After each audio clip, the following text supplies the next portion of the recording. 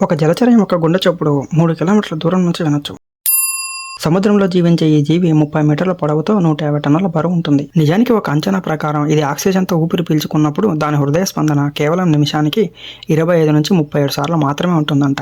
అయితే ఇది నీటిలో డైవ్ చేసినప్పుడు నిమిషానికి 2 సార్లు మాత్రమే దాని గుండె చప్పుడు కొట్టుకుంటుందంట. అదే బ్లూ వేల్. ప్రపంచంలో మొదటిసారి ఫింగర్ ప్రింట్స్ ఎవరు సేకరించారో తెలుసా? ప్రపంచంలో మొదటిసారి బాబిలోనియన్ రాజు అయినటువంటి హమ్మూరాబి ఆదేశాల మేరకు అప్పటి అరెస్ట్ చేయబడినటువంటి వ్యక్తుల వేలిముద్రలను న్యాయాధికారులు తీసుకున్నారు. ఇదే ప్రపంచంలో మొట్టమొదటిసారిగా వేలిముద్రలను పరిగణలోకి తీసుకున్న విషయం. అయితే మానవులతో సరిసమానంగా ఉండేటువంటి ఫింగర్ ప్రింట్స్ కలిగినటువంటి ఒకే ఒక జంతువు కోలాస్. వీటి ఫింగర్ ప్రింట్స్ ఎంత సమానంగా ఉంటాయంటే మైక్రోస్కోప్ లో చూసినా కూడా అవి మానవులతో సరిసమానంగా ఉంటాయంట.